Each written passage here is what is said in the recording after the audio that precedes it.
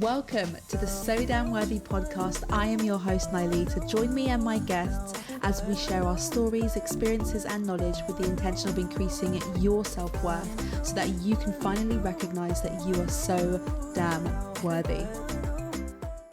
Welcome back to the So Damn Worthy podcast. Today, I am joined by Kristin Sparks. Kristin, welcome to the So Damn Worthy podcast. Thank you so much for having me. This is such a great podcast. I am really excited to have this conversation with you today. Thank you so much. So Kristin has her own podcast, but I'm going to let her kind of go all into that. But why don't you just start off by introducing yourself to the audience? Sure. My name is Kristin Sparks, and I am the founder and CEO of WRAR INC. Voices Are Power. And WRAR started because I realized I was not using my voice. And I realized that because the universe knocked on my door and said, here's esophageal cancer. You need to deal with this. And you need to deal with it because you need to express yourself, and you're not doing that. And so that's where WRAR was born. And it is an acronym for Women, Real, and Raw, which was my initial podcast a couple of years ago. And that has morphed into Roar with Sparks. How loud is your roar? And I love your mission. We are so aligned in wanting women to know how empowered they truly are, and that they have support. You know, we need that so much, that community and support with each other. So thank you for what you do. Well, thank you for what you do. Thank you for sharing such a personal part of your life with the world.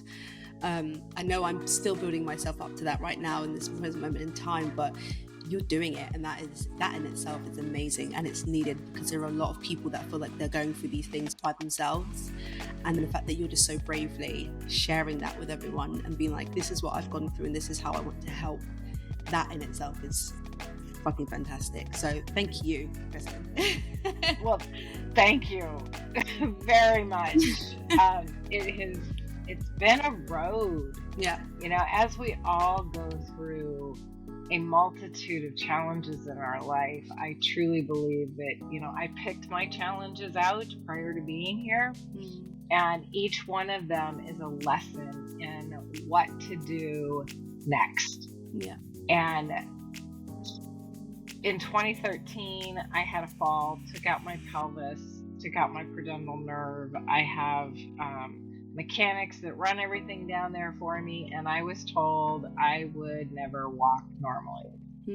That I would always be either in a wheelchair or a scooter or using a walker, you know, and then it was like, you'll never get away from that walker. And then it was, you'll never get away from that cane. And I am determined by the end of this year to no longer use that cane. I now dance. I call myself a pole dancer because I still use my safety poles. Nice. Damn it, I dance, right? Love that so. And each time these challenges happen, it's like the universe came in and knocked me down and said, hey, you're not listening. And when you don't listen to that intuitive voice that we all have, you don't listen to those things that tell you that you need to stand up and do something like you did in 2019, starting this amazing community, you know, so damn worthy. You're damn right we're worthy. Yeah. We are worthy of having everything. Everything. That is what the universe, that is what God, that is what, you know, Buddha, whatever you want to call it, wants for us, is to have absolutely everything because we are worthy of that. I love it. You know, it's so funny. I don't know if you do oracle cards, but I'm like an oracle card freak. I love them. And one of them that I have is Louise Hay, and I don't know if you know who she is, but she was the founder of Hay House Media. She was 60 years old when she founded this publication house. Wow. And she was an amazing woman, absolutely amazing. And she had these great quotes, and she put together, I don't know if she did or if they did after she passed, but I have these card sets that have her quotes on it. And the one that I picked this week, and these are very random. I don't know if you can see this or not. Let's see. No, lighting is going to be really, really bad. Anyway, what it says is, I am worthy of. And it leaves it blank so that you can put whatever you want to on it. Love that. But that was the card this week. So was that not perfect? Yeah. Love that. I also love that you've found a connection between what's happened to you with what you weren't doing, and you've created a business out of that. So can you talk me through that a little bit? Because I'm very intrigued. Because a lot of people would look at that and go, oh my God, I've got cancer, I took in this fall and this has happened to me. Well, the universe hates me. God hates me. That is it. I'm done, wiped out completely, never even trying again. The end. And then you have somehow gone, okay, somebody's talking to me. I'm obviously not doing something. I'm not using my voice in a certain way. How did you even get from point A to B? Because I'm really intrigued. Because I know that a lot of people that I know would have been like, that's it, I'm done. I'm done for the day, done for the year. Thank you very much. That's it. But you're like, you're magical in my eyes, like a magical unicorn. You've found a way of looking at this in such a positive way, and then you've created something amazing from it. So talk me through that process. Sure. I am, one of my favorites is, I love to find joy in a quagmire. And if you don't, a quagmire for me, the quagmire's the shit. Yeah. Finding joy in the shit. Yeah.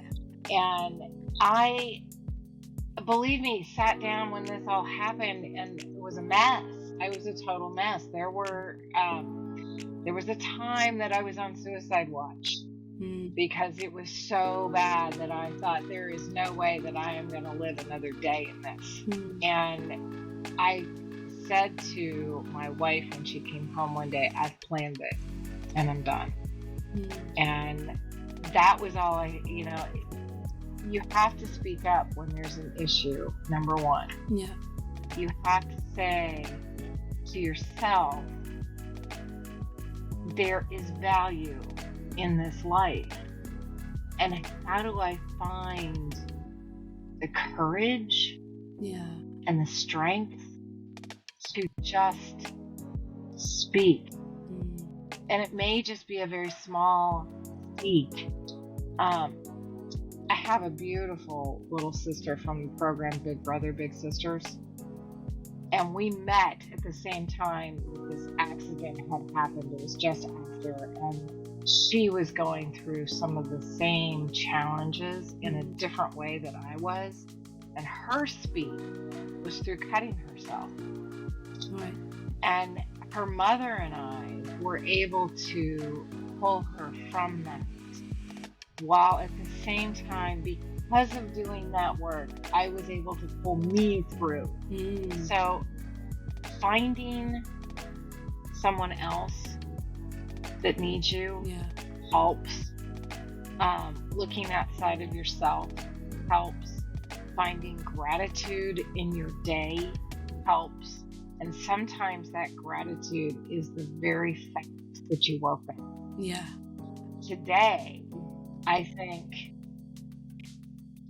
life and the universe every day because I woke up today, because I have the ability to speak today. But finding it, digging really deep takes some work. And I want your listeners to understand that deep work is a beautiful process. Hard, but beautiful. It can be scary, but it can be a blessing. Yeah. And there are people like you, like me, who are holding our hands out saying, come, we will help you through this. Yeah. We will be there to support you. We will be there to give you the space that you need to do what you need to do so that you're not alone. And then you put one foot in front of the other. I decided that I was not going to take the doctors telling me that I would no longer walk, because that really, really, really. Yeah. I spent most of my life dancing. From the time I was a little girl, I danced. I was a ballerina. I danced jazz, and then I just danced for the fun of dancing. I would do my homework and I would dance. I would do my housework and I would dance. Good. I would do whatever. I would dance. And music was my escape as well. So finding that balance for me in listening to music, I literally started with my fingers and said, okay, if I have to lay in this bed and I can't walk and I can't do the things I want to do, I'm going to dance with my fingers. And I started this way. Love that. And it just made me laugh. Who the hell dances with their fingers? Kristin does. I love that so much. I'm gonna steal that from now on. Someone's like, Nanny, you just dance. Okay then. It's gonna get you. Dance,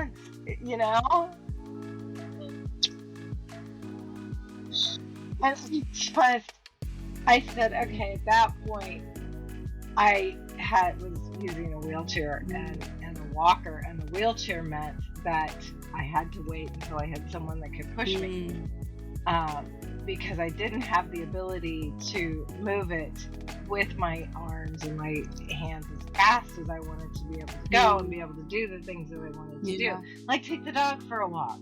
The simplicity of taking the dog for a walk. Getting out of my house in the wheelchair, I couldn't take it across the grass. So how was I supposed to take the dog for a walk? So, I started asking, okay, I want a scooter. Well, I found one on Amazon. They sent it to me. It didn't work. Right? So I'm like, okay, I'll call them. They send me another one. Lo and behold, that one works. 2 weeks later, I tried the other one so I could move it around out of the room that it was in, and it worked. So now I have two. So now I have a gift for someone else. Yes.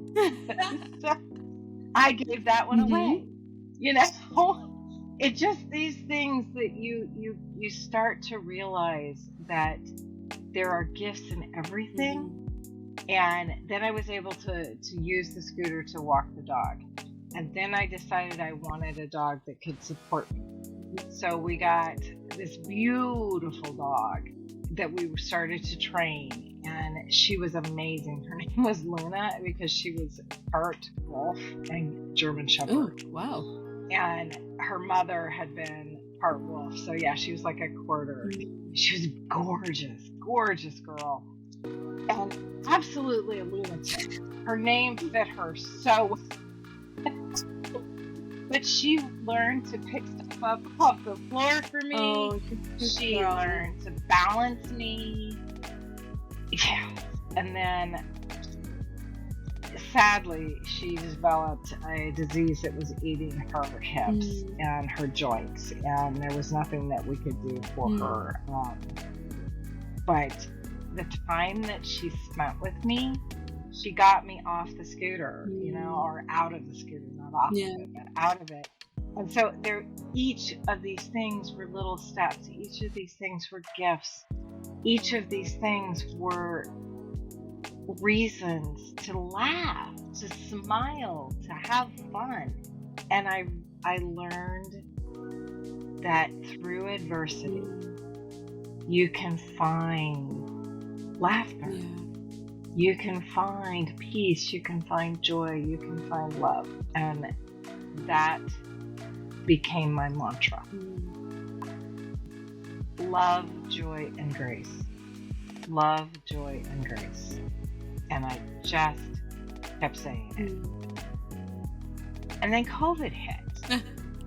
And I'm like, okay, now I'm locked in a room. Now, what am I supposed to do? And I had moved to Florida, so I was in this gorgeous place.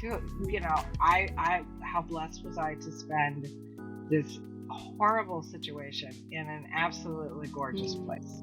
I got to go see sunsets. I got to go see the ocean. Sometimes the beaches were closed, but I got to be able to do these things that not everybody did, and so I really considered them to be divine gifts. And then I got cancer, and I'm like, okay, what am I not hearing? What am I not seeing in me that I should be doing? Because I thought I was doing everything I was supposed to be doing. And I realized it all came down to my voice. I was not using my voice to tell my story, to inspire others, to be able to tell theirs, to be able to live theirs. And so here I am today. I just this week got my port out. So I no longer have to worry about getting chemo. I am clear. I am, completely, right? Over it. It was my absolute weight being lifted off my shoulders. That's amazing. Thank you. Thank you. It is. And I know that I'm here to tell you that you can get through the adversity too. That we are in this together.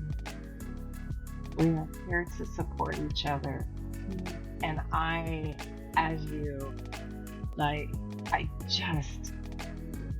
we are here to hold our hands out and hold you in the space of wherever you are. Oh, Kristin. So that's the story. Kristin, you're like a warm hug. Honestly, I just feel loved from over here, all the way in London. You're amazing. Honestly, your entire journey is amazing, and I know a lot of people would have just been like, okay, that's it, this is done for me. And the fact that you've managed to turn it around in such a beautiful way, and then you're spreading that with other people as well, just makes you even that much more, like I said, a unicorn. You're rare and you're a gem. And the world needs more people like you. So thank you. I'm kind of honored to have you on my podcast. So thank you very much. You're so very welcome. And thank you. Wow. I will take that. So just makes my heart explode. So today's topic, if you can call it a topic now, that we're just expressing everything, but we'll call it a topic, is how to remove self-doubt and build and grow your self-worth. So obviously self-worth is a big thing for me, my community, and I'm sure yourself as well. I just kind of want to know how you define self-worth and what is the importance of self-worth for yourself? Self-worth is so big. I have this, I'm sure you've heard the ideal client or perfect client model, that we're all supposed to look at as a business owner. Anytime you work with advertising, they always talk about that. And I didn't understand that at all when I started this process of becoming an entrepreneur and opening a business and doing all of these things. I totally did not get this because I wanted to talk to everybody. I didn't want to, put anybody out. This is supposed to be inclusive, not exclusive. Right. And then I had an experience where I was not heard.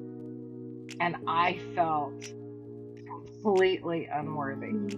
I felt completely not valued and not seen. And I went, oh, that's who you are. Yeah. Oh, I remember those days. Worthiness is from the inside out, not the outside in. Yes. Worthiness is that fire that burns deep inside of us. That when we can really grasp it is so big, but yet so personal. Yeah. It is all about I do me. And it's so big for me that I took that I do me and I have made it into my retreat. And it's all about taking and removing the doubt so that you have room for the worth, so that you have room to grow that flame. You have room to be who you are and to be in love with yourself. That's what it is. I love that so much. Absolutely love that. And I also love the fact that you have created a whole retreat about it. Obsessed with that. I'm going to get to that in a second because I do want to know all about your retreat. But I want to know, obviously the topic is how to remove self-doubt. So how would you say that self-doubt stumps people's growth? Because I know a lot of people don't actually know that they have self-doubt. They just think, oh, this is just the way I am. This is just the obstacles that I face. And we kind of just go through life, but we never really digest what's going on. And we never take the time to break down, like, this is what this is. This is a lack of self-worth. This is a lack of self-esteem. This is, my past repeating itself. We never actually sit down with ourselves and say, okay, this is where these things are coming from. And then we don't really actively work on them because we don't know where to start. So how would you say that self-doubt, how can we identify that we have self-doubt, first of all, and then how can we tackle self-doubt? Identifying self-doubt is really when we and like you said, taking the time to look at what is happening. So for me, I started with meditation, and I started with a very simple, guided meditation, because I didn't really know. I mean, I had meditated probably my whole life, but I didn't understand the true value of meditation until I needed to use it for pain management. And in meditation, when you are following your breath, thoughts come into your mind, things come into your head, and you start to be curious about what is happening inside your mind.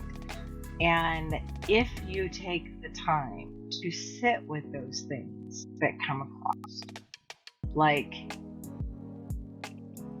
I was a real nerdy kid. I had buck teeth and wore headgear, and this was all through like middle school, what we called 6th, 7th, 8th grade. So I was like really nerdy. And when I saw that again, it's like, oh, that's what that felt like. Now I'm seeing, now I'm understanding. And you really have to pay attention to where your thoughts are, what they're telling you, and then follow the trail. Where did this come from? Where did this start? Oh, I was bullied. Oh, wow, bullied. Oh, I was kind of mean. Oh, I went from, back to being controlled, to controlling, to, all of these things that can bring in trauma and shame and feelings of unworthiness, because I did this. Oh my gosh, or because I was that, or because I said that, or because what, someone said to me. And we become curious about that and then forgive ourselves. And forgive those who trespassed against us, for better words I can't think right now. But forgiveness and then gratitude. Gratitude for the ability to forgive. Gratitude for the ability to see. gratitude for the ability to allow. Yeah. And that's my formula. I love that. I love gratitude for the ability to forgive. That connects. I connect with that. I love that, because a lot of the times when people think of gratitude, you think of all the external, like I'm grateful for, my bed, I'm grateful for my house and for my family, this, and we practice gratitude externally, but we never actually say, I'm really grateful for the way that my mind works. I'm really grateful for the way my body is healing me. I'm really grateful for the fact that I can create connections with people based on the way that I am as a being. I'm really grateful for the ability to forgive. Like, that is such a big thing, and that is so key, and I feel like we need to start shouting that from the rooftops, because once we learn to forgive each other and show compassion and empathy towards each other, the world would genuinely just be such a much better place. So I love that. I love that. Yes. Right? I have been known to be one of those people before all of this happened to me, to stand on what I would call my soapbox and shout out my opinion to everybody who would possibly be around me. My children can attest to this, that sometimes I didn't shut up, and sometimes I certainly didn't listen. It's my opinion, and everybody should know it and believe it. Like, everybody shut up, I'm talking, I have something to say.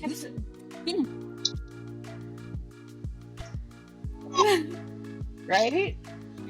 This whole company, ROAR Inc., is all about voice being your power, but it's not about talking.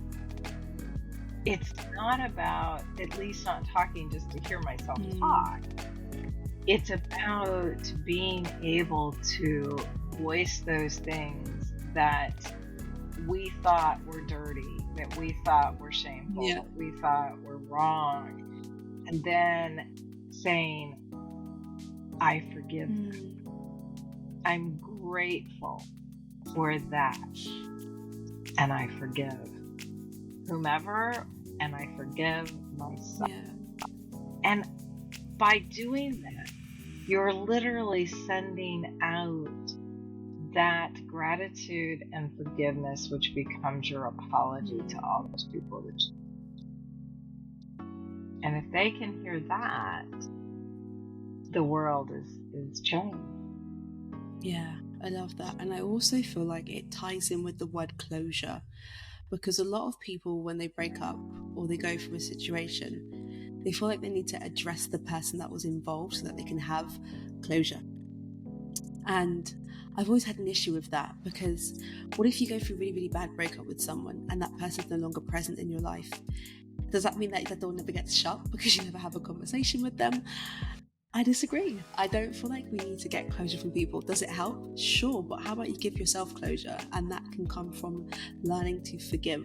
And that can basically be learning to forgive from afar. You don't have to forgive someone being within their presence, So I love the idea that you just be grateful for the fact that you can forgive. Forgiveness is such a big thing. And just celebrate you. Give yourself more props. Yeah. Oh my gosh, yes. Just brags. I call it the art of the brag. And brag about yourself is not, ego-based. It's not about, oh, I'm so awesome and you love me and blah, blah, blah. No. It's about, hey, I got out of bed today. I put on a nice shirt so I look cute, but I did nothing else. It could be something really big, and it can be something very simple, but it's okay to brag about yourself. And then if you have a group of women that you can get together and brag on each other together, I can brag, you can brag, we can celebrate each other. Oh, the power. Amazing. Absolutely amazing. It's magical what happens when people get in the room together as well. I have to tell you, I completely agree with what you are saying, where, when you have a bad breakup, trying to get that closure with the other person does not always work. And that happens when you have a bad breakup with someone and they pass on. I had a bad breakup with my mother and then didn't speak with her for 10 years, and she passed before I had the opportunity to see her. And I had to, when it happened, I gave myself a lot of grace through it, that, this is the way that it needs to be, and I'm going to let her go because that's what needs to happen. But I miss her more now than I did then. So now I'm having to let her go, so there's those things too that we realize. I've realized that it's okay to break up from afar. It's okay to forgive from afar. It's okay to close. So I love that about how you said that. It's very powerful. Thank you very much. Now let's spin it all the way around to a positive. I want to hear all about your retreat. Talk to me about that. What is going on? This is your time to brag, okay? This is your opportunity to brag right now. I want to hear all about your retreat. I know you're linking it with the importance of community as well, so touch on that for me as well. But yeah, tell us all about your retreat. I'm all ears. Sure, absolutely. So it is December 2nd through the 9th. It is here in Sarasota at the luxurious Ritz-Carlton. Nice. If you sign on, before September 30th, you can share the experience with a friend for free. So it's buy one, get one. It will include speakers, international speakers. It will include workshops on the goddess within. It will include workshops on finding joy in the quagmire. It will include workshops on adulting is overrated. It will include workshops on It's so true. It really is overrated. As a kid, I was like, I want to be a grown-up. I want to be a grown-up. Then I got to being a grown-up and I was like, I want to be a kid. I want to be a kid. Right?